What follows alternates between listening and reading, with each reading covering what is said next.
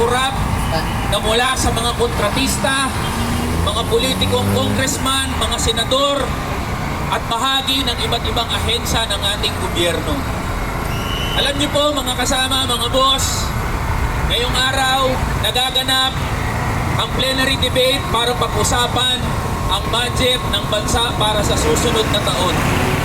Binabalangkas na naman ang budget na gagamitin ng ating bansa, lalong-lalo na sa mga serbisyo publiko, sa kalusugan, sa edukasyon, sa agrikultura, sa pagpapatupad ng usaping pangkapayapaan.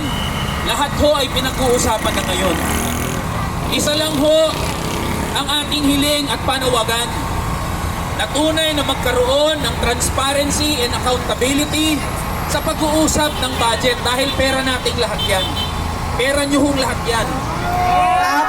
Pero hindi ho magkakaroon ng tunay na transparency at accountability hanggat walang nakukulong na mga politiko, keso congressman, o senador, o kontratista.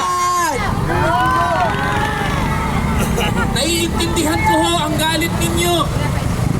Naiintindihan ko ang galit ng bawat isa sa atin dahil sa halip na may makulong ang nangyayari, pahaba ng pahaba ang mga hearing, parami ng parami ang nasasangkot, pero ni isa walang nakukulong.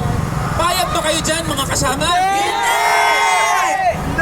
Alam niyo ho kung magkano ang budget na nakalaan para sa flood control project pa lang mula 2023? Ang budget na nailaan sa mga flood control project mula 2023 ay 1 trilyong piso.